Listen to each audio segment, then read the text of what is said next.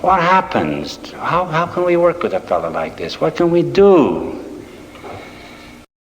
AA has the answer in these 12 steps of ours. I'll spend the next hour and a half on the 12 steps. In the Oxford group, people were always talking about life-changing. The Oxford group were a bunch of people who were of a religious persuasion. They were trying to live better lives by Christian principles, by good spiritual principles. And they felt that by adopting and accepting these principles and surrendering their wills and their lives to the care of God, they would live differently, they'd be different people, which was true. One of the greatest things that ever happened to me was after a meeting in Akron one night, one of the boys came to me, this Bill Van Horn. He's dead now, all those fellas are gone. Bill came to me, and Bill was a great, maybe some of you folks around Ohio knew him. He was a terrific guy. Bill was a great big husky fellow, and he had been, he was on a small pension from the First World War. And when he get that pension the first of the month, he always would really go on a tear, and he thought he could whip the police department in Kent and in Akron. And this he couldn't do, but he kept trying. And he had so many nightsticks laid over his head that he got silly. And finally the folks, they couldn't put up with this anymore, and they had Bill probated. They put him in the Massillon State Insane Asylum, and they threw the key away on him. That's where Doc Smith found Bill. And Bill wasn't any nuttier than the rest of us, only when he drank, he was like an Indian. He'd go blah. But when he was sober, he was a fine guy. So Doc got him out of there and put him in the group in Akron. And for some reason or other, Bill preceded me by about 6 months in the group, and for some reason or other, he took a great shine to me. He used to spend a lot of time with me after meetings. And one night he came to me after a meeting, he says, "Clarence," he says, "I'm going to give you the answer to this whole thing." He says, "I'm going to give you something. I want you to read this. I want you to memorize it. I don't want you to ever forget it, because here's the answer to the whole, here's a scoop right here." So Bill reaches down, pulls out his billfold, which is all stuffed and crammed full of old papers and cards and clippings, everything but money in there, see? And he pulls all this debris out in a pile, and he finally comes to a little piece of paper, and he hands it to me. And on this paper was a Bible verse. And I looked at this Bible verse, and I looked at this big gorilla, and I thought, well, maybe they've let him out too soon. But anyway, Bill gives me this, and it's one of my very favorite verses. It was a 2 Corinthians, the 5th chapter, the 17th verse. And it reads, "Therefore, if any man be in Christ, he is a new creature. Old things are passed away. Behold, all things are become new." That had a tremendous impact on me. If any man be in Christ, he's a new creature. Old things are passed away. Behold, all things are become new. And this was our approach to this in the old Oxford group. A new life. Everything passed away, everything gone. This is our approach in AA.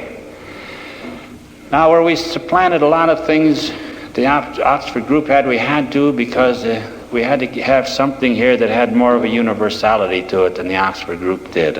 I was talking to some of the boys here tonight about that, and one of the reasons why we had to break away from the Oxford group people. It would have automatically eliminated a lot of people who deserved to have this. Some certain religions couldn't stand for some of the forms and ceremonies that were peculiar to the Oxford group. When this AA program was written, we could go along without these objectionable items in the Oxford group program. So we use this 12-step program as a means of changing our lives. Let us go over these steps. You probably have heard interpretations of the 12 steps before. But let me say this. I'm very fortunate that I was there when these were written. I was there when the book was written, and I know the intent of these steps. Perhaps I have a little different slant on them than some people have, or that you have heard before. I would like to give you some of my slant and interpretation of these steps, which is our program and which is our way of survival.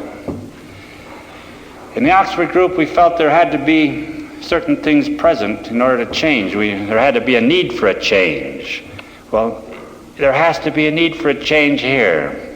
If we're alcoholics and we know it, then if we want to do something about it, we've got the wherewithal to do it. So this program in my mind is broken down into 4 phases. The phases of admission, phase of submission, phase of restitution, and the phase of construction. The phase of admission is contained in the first step. It says we admitted we were powerless over alcohol, that our lives had become unmanageable. Well, this was not difficult for me. The evidence was overwhelming. I was powerless over alcohol, and my life was unmanageable. So there is a step of admission. Well, fine, we admitted we were powerless over alcohol, so what? The next thing, what do we want to do about it? And what can we do? Now, this is what tells us what we can do. The next phase is our phase of submission, where we submit ourselves, our lives, and our wills to the care of God. Second step says we came to believe that a power greater than ourselves could restore us to sanity. We came to believe. It doesn't say we believed when we arrived here. Lots of people come into AA. I've seen people come into AA and they fought this thing for a long, long time about believing anything like this. And Lord help them. I can understand it. I can sympathize with them, and I don't hold any brief for them either. I'm not against any of this. But we have to come to believe if we're going to accept this program. You might have some other program you have in mind, but this is the AA program I'm talking about. I'm not talking about BB or XX. This is AA. This program here says we came to believe that a power greater than ourselves could restore us to sanity. I'm not worried about that sanity bit. That sounds good to me. I'm glad I was nuts. Because of some of the things I did, I would have hated to have done it and not be nuts. Yeah, believe me. Now, I couldn't help myself. I tried. Other people tried. But I was told by these people whom I met, these alcoholics who preceded me in Akron, that this power had helped them. My sponsor told me it had helped him. So, okay. I wanted to quit. I wanted to do something about it. So I came to believe it could help me too. I might say that when I came to this fellowship, all these men were considerably older than I was. I just passed 35 when I came to this program. And these men were all up in the 40s and 50s. And if this thing could help them after the lives they had, it certainly could do something for me. Third step says we made a decision to turn our will and our lives over to the care of God. Boy, that's asking an awful lot from a rummy. And unless that rummy hurts real bad, he's not going to go for this deal at all, unless he means business. We're starting to separate the men from the boys now, see. As I said before, no rummy's going to change till he hurts real bad, till he feels a certain way. And if he feels badly enough, he isn't going to squawk too much about this. If he squawks too much, it's too bad. Eventually he has to come to this if he wants help in AA. We come to believe that a power greater than ourselves could restore us to sanity and so forth. We made this decision. Making a decision is rough for an alcoholic. We are the most indecisive people in the world. We decide we're going to meet you on the corner of 9th and Euclid here tomorrow afternoon at 2 o'clock. We'll probably meet you at 20th and some other street at 11 o'clock next October. Some guy might come along with a jug, and all the bets are off. Everything changes. So this decision to turn our will and our life over to the care of a God, some ethereal creature in the dark blue yonder out here, of whom we have very little acquaintanceship and we're probably scared to death of, this is asking a lot. And believe me, if we're not ready, we're not going to go for this. So this is it. The fourth step, it says we made a searching and fearless moral inventory of ourselves. Now, I think that step has to be taken with the help of someone. I don't think there's any alcoholic worthy of the name who has the capacity to take that step, because the capacity we have for justifying ourselves is too much. And we are very apt to gloss over the things that we should be dealing with on this inventory deal. So I think we need a sponsor or some knowledgeable, sympathetic person from AA to help us in this inventory. And the next step suggests that there's someone that was at our elbow. Now this inventory, let me get this straight. This doesn't say anything about we have to stand up and tell every sin we committed, every indiscretion we committed. God knows we can't remember everything we did. I know some of the most interesting things that happened to me. I have no recollection. Somebody told me about it. How can I remember all these things? I can't even remember my middle name now sometimes till I get out of here. This is impossible. But it says something here about these nature of our wrongs and all that sort of thing. That's what we're having to do, is to deal with the nature of our wrongs. The next step here says that we admitted to God and to ourselves and to another human being the exact nature of our wrongs. That's what it says in that step. Not the wrongs themselves, the nature of them. This is important for us to know. That step suggests that someone is there because we admitted to ourselves and to God and to another human being, this guy at our elbow here. See? This is important. The next step here, it says, we were entirely ready to have God remove all these defects of character. Boy, that's something, isn't it? Ever hear it like that before? We were entirely ready. It doesn't say we were kind of ready, or about to be, or we're just about ready, or almost ready.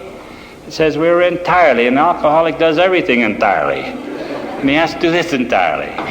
And he's ready to have what? To have God remove them. We can't remove them. And remove all of these defects of character. This is tough. This is tough. You have to mean business on this deal. But oh, what dividends we get if we go ahead in the right way with this. The next step, it says, we humbly asked him to remove our shortcomings. No deal. We didn't make any deal with God. We didn't say, God, if you do this, I'll do this, and so forth like we used to do. Not a bit. We humbly asked him to remove them. That takes care of the submission. I would say that we pretty well have submitted our lives and our wills to the care of God by the time we get that far. Something is happening to us. Something has really taken place within us by this time. And if we're still here and with it, then we go on to this inventory proposition, the restitution. This restitution is the steps 8 and 9. That's the third phase.